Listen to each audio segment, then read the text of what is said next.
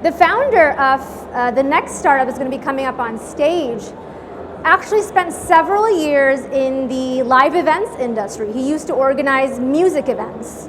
And what he found in that journey was the fact that too often equipment would show up in the wrong place or musicians would check in at the wrong venue. He once had a whole bunch of equipment show up an hour away from some part of room it was meant to show up in, and he's actually had a band check in at the wrong wedding. And frustrated from having this happen over and over again when it comes to sharing specific locations and having people actually show up, he got together with one of his schoolmates who happened to be a mathematics geek. Together they came up with a completely new system for mapping locations. And that new system now is right here in the Middle East, here in Dubai. So to take us through his startup, what3words, without further ado, please give a round of applause to Chris Sheldrick. Welcome, Chris. Hello, everybody. I'm Chris. I'd like to talk about my startup, what3words, but I'd also like to talk about addresses in general, which I'm not a big fan of. So I'll give you an example. In the Middle East, if you're navigating, people may have done this before many times, and you want to go somewhere, you may have a problem with the address that it is confusing in some shape, way, or form. And so when I tried to go to King Abdulaziz Road in Saudi Arabia, in Riyadh, it turns out that there is more than one. And I know this happens a lot around the Middle East. There's a lot of roads with the same name. If you go to the next slide, so in the UK where I'm from, the same problem we have with Church Road. And it's one of the things I think addresses were made many centuries ago for a very different purpose. And if you made the London today, you would probably not put 14 roads, all called Church Road, in London. We also have 30 Victoria roads. And the record, I believe, in Mexico City is 632 streets, all called Juarez Street. And so street addresses is kind of confusing when you think about the present day and how we want to actually use them in our smartphone apps. Can go to the next slide. Anyone who's ever tried to go to the Coca-Cola Arena, or frankly any stadium, the pin will drop wonderfully in the middle of the stadium, which is basically where nobody actually needs to go. You probably have 10 car parks, all sorts of entrances, and actually we always stuck with this one pin which we have to use. Jitex is not a bad example for anyone who got lost like me this morning and went to the wrong entrance. Next slide. So two reasons where I have a big problem with addresses. One, if you try and put my postcode in the UK and get to my house, you won't find my house, you'll get to this field and you'll see a cow because the postcode system that we have is great for towns and cities, not so good for the British countryside. And there's many people who live in this ongoing problem where no one can find our houses. Yet still, in 2022, my mum cannot get her packages delivered very easily. Next slide. We also, for the last 10 years before I started this, I was running a music business, as Natasha said. And in fact, this is a great example. I would have to get this equipment here, which would need to come in the back entrance, and musicians never need the front entrance, and musicians spend all of their lives getting lost. And so I was very, very, very frustrated. 10 years going somewhere different every day, we could never get to the right place. And so I tried to fix it by making everybody in London use GPS coordinates, latitude and longitude. I thought, what could be so difficult about everybody typing in these numbers one after the other to get to where they want to go? It turns out it works brilliantly in principle. Latitude and longitude covers the whole world. Terribly in practice because musicians do not know where the degrees button is. And actually nobody knows where the degrees button is. And it's just very complicated in general. And so it's a great solution. It's in all of our phones, but nobody meets anyone for coffee at 24.717323 ... It's just not something that we do. So I wanted to make a solution with a friend of mine. So we basically, we can play the animation. So we took a grid of 3 meters by 3 meters. You can click through the animation. Oh, thank you. And there we go. We made a grid of 3 meters by 3 meters. We overlaid it over the entire world. And instead of using GPS coordinates, numbers, we made a system of 3 words from the dictionary. So the world has 57 trillion 3-meter squares, and there are also 57 trillion just combinations of 3 random words from the dictionary. So this square here is called Pirates, Tigers, Quiet, and there is a 3-meter square for your house, your front door, your back door. You just have to get the what3words app and find out what it is. So for a tech company, our tech's actually pretty simple. We turn numbers into words and back again. That's it. We build an algorithm. It turns all of the latitude and longitudes in the world into the numbers and back again. And this is us, which we do as a tech company. And so if you wanted to find out the 3 words that we've given for your home, you would just download the what3words app, and you would click around, and as you click the different squares on the map, it will show you the 3 words. So they're all pre-assigned, they're all fixed, you can't change them, you can't pay to change them. We have named your house and your office and every 3-meter square with those 3 words. And so this is our new world. Where that car is now parked is called Dinosaur's Oatmeal Refills. The entrance to that building where you might have to make a delivery is Down Twinge Chapters, Evaded Polite Figs, and so on and so on. And we do this in many languages. Arabic is one of them, and so if you wanted to specify the entrance to this building, then you could just give your 3 words in Arabic. Or similarly, that place where you cross the river and you want to remember where it is and you want to direct somebody else to go there, then you can use these 3 words in Arabic. And we do 53 different languages in total. So this 3-meter square right here, 3 words in English, 3 words in Spanish, Japanese, anything you want, you can define anywhere you go in the world using the 3 words in your native language. We think this is really important, that people should be able to use their native language to navigate with our system of 3 words. So how we got started, because people say this is a neat idea, it'll be great, you'll get up and running if you just need people to use it. And it turns out everybody's right. You need adoption when you're trying to get a new system going.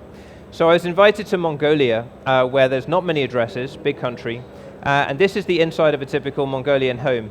The problem for the National Postal Service is that this is the outside of a typical Mongolian home, and the Postal Service have many difficulties making deliveries around the country.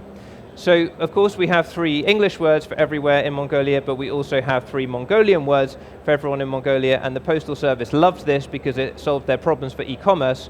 And so our first deal as a startup was with the Mongolian Postal Service. It wasn't what we'd planned in our business plan. It was somewhat different to how we thought things would go, but it was a great proof that this was going to be useful to many places in the world which don't have a developed system. And if you go to Mongolia now, you will actually see in shop windows, like a TripAdvisor sign, people now have their 3 words there. Even the author of the Lonely Planet guide actually added the 3 words for every single location in Mongolia. So if you buy the Lonely Planet to Mongolia, you'll see our 3 words by every single place in that guidebook. Okay, so beyond Mongolia, actually the UK, where our company is based, is our biggest market. Millions and millions of people use what3words all the time. We are a household name, and one of the ways that we did that was by working through emergency services. So police, fire, ambulance, Coast Guard. When you're dialing a number on your phone, your location is not automatically transmitted. Whatever you think, it's not. And so through emergency services, they did a lot of outreach so that people would use what3words in their everyday life, and this has been a great way for us to build awareness in the UK. So here in the Middle East, we want to do exactly the same. Already in Saudi, the ambulance service is called Red Crescent. They work with what3words, so if you find yourself in difficulty in Saudi, you don't know where you are, you can call up, you can give your 3 words, and the Red Crescent service have it built into their systems, and they will come and find you. The Lonely Planet guide, the latest one to the region, also has 3-word addresses if you were to buy it for Saudi, and so we're really, really happy to be in Lonely Planet for the Middle East. Places in Jordan, like the Wadi Rum Desert, they've started, you can see on the bottom right, to add the 3-word addresses for the individual places around if you need to navigate. Desert's a big place, there's a lot of places, a lot of them don't show up on your typical smartphone apps. And the Coca-Cola Arena here in Dubai, I showed it right at the beginning. Actually, they've now added a special bit on their website just to show for entrance D, entrance E, entrance F, where the box office is. Well, they've all got their 3 words, so next time you go there, maybe you can now have an easier experience to find the bit that you want. Roadside assistance, if you use Morny, it's a great app. you can again communicate when your car breaks down. If you're in the middle of nowhere, this is going to cause you considerably less distress than it would have done before. And one we're really excited about, of course, everybody here uses Kareem. So in Saudi, we've just got started with Kareem. And what happens is, if you get someone sends you, their house is 3 words, you can then take the Kareem app, you can type in the 3 words into Kareem, and it will then navigate you. That will be your destination, and you're going to end up at that 3 meter square. I don't know how often, maybe people have done this here with Kareem. You get out and it's very, very hot, and you're annoyed because you're in the wrong place because the pin was not right. Well, now if someone sends you the 3 words, you can get where you're going. And so one of our biggest sectors as we're growing as a startup has been car navigation, because all the times people get very frustrated with their car. You've got to twist the dial to input the letter by letter. People use their smartphones. So Mercedes-Benz was the first car to put what3words into every single car globally. And it's really good. You can just speak the 3 words to the car like this. Hey Mercedes, How may I help you? what 3 words? Glass, keys, rooftop. Select an entry, please. Number 1. The route is being calculated. So that's it. You Please couldn't quite follow hear. the road for 700 meters. You couldn't quite hear at the beginning, but they just said navigate to what3words, glass, keys, rooftop. The car understands it. It then takes you to that destination. If you have a Mercedes, try it out. It's probably in your car, you just don't know about it. So we've done exactly the same thing with Jaguars and Land Rovers, with Mitsubishis. If you have a Lamborghini, you're very lucky. Plus you can also use what3words in your Lamborghini. So we've got 17 cars in total now where you can input what3words. So we want to be a standard, and with 17 car companies, it's pretty exciting. We feel like we're on our way to doing that. The next sector that we're focused on is e-commerce. How often, and I know this is a big problem in Dubai, when you're putting in your address and then the driver calls you and you have this sort of back and forth, getting a package is still very difficult. And so what you do is you add an extra field when you're putting in your address on the checkout page. You can just put in your what3words as well. So I typed one in a couple of days ago. It's pretty straightforward. You just have a field at the bottom called what3words. And once you put in the rest of your address, you would just add in the what3words. Our office address in London is filled, count, soap. And as you type it in, you get a little menu. You tick the one that you want. You get a green tick. And then that gets passed to the delivery company to make that delivery. And again, they can now deliver you your package to 3 meters of accuracy. So we're working with DHL, pretty cool, big logistics company, people know it. In the UK, you can put your 3 words into the app and it will get to you. And we're starting to work here in the Middle East as well. So, for example, with Karam Coffee, where you might want to get your coffee beans delivered, they have now added a 3-word address field on their e-commerce checkout page. If you want to send somebody flowers, it's really important they get to the right place. So with Flowered, again, you can get, with the 3-word address, you can get it delivered to 3 meters of accuracy. And I'm guessing that people know Aramex. I think 40 years old today or this week, and so they have adopted what3words. They actually did a test. 42% speed increase when delivering to 3-word addresses versus normal addresses. That's how difficult normal addresses are in the Middle East, and they made a 42% saving. And so to highlight this, they were so excited, as are we. They basically wanted to do something to show that they can deliver to absolutely anywhere. And we put together this film so that you really can deliver anywhere with Aramex and what3words.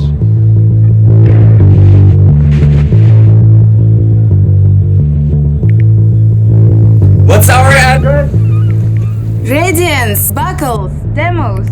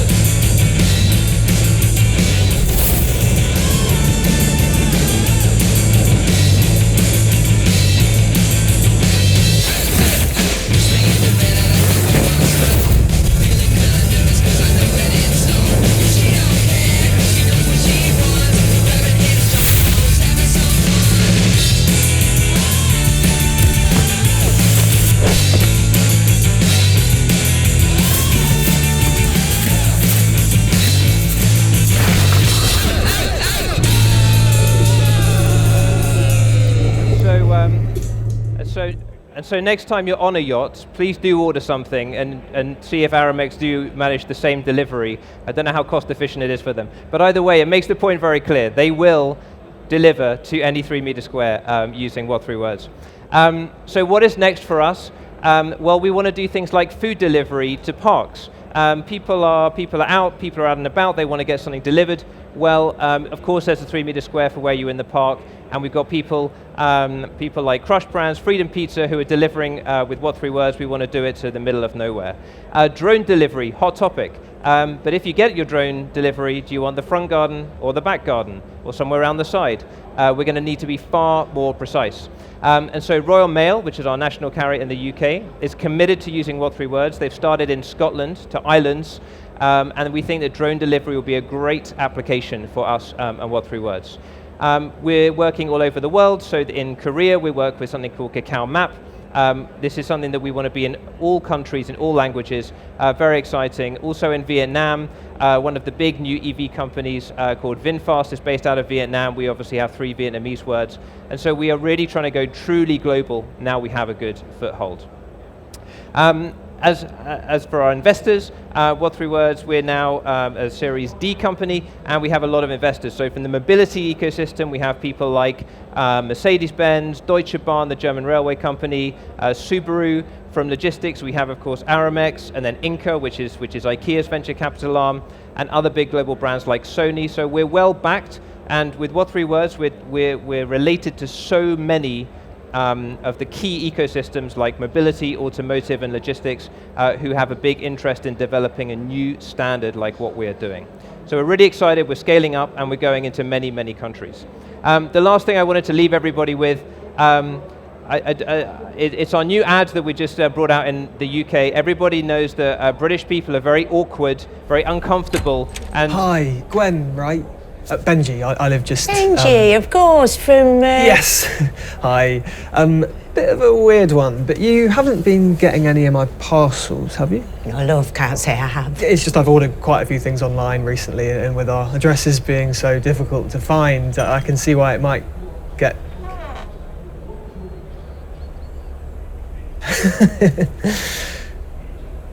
I'll let you know if anything arrives.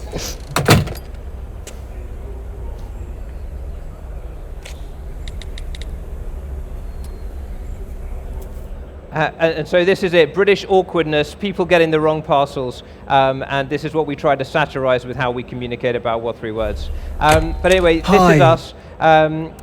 This is us. This is what we're doing, and this is me, this is what3words. Very happy to talk to people afterwards. Thank you guys so much. Hi, my name is Hamza. We have an experience design agency coming out of Karachi, Pakistan. I just want to get some insight into what the early days of monetization looked like for your company and what the future holds just in terms of monetization. Sure, so one thing I would say is that when you're trying to develop a new standard, it's incredibly hard because everyone says, we'll pay you for it once everybody's using it. And so you have to basically do B2C and B2B at the same time, and we basically split our company in half to achieve that. And so the way that we monetize, a lot of it comes through the car navigation, and a lot of it's through e-commerce and logistics. But before that, we had to do huge national level advertising through TV, through digital, to get hundreds of thousands or millions of people using our app as consumers, and then the monetization starts to come. But it's not the kind of service where you can just contact a business on day one and go, we'll make your deliveries faster, because they go, yes, if we have loads of users in this country. So we have to do both at the same time. And so we're really a consumer business, sort of masquerading as a B2B business, if you like. But yeah, it was an interesting process to figure out. Thank you, Chris.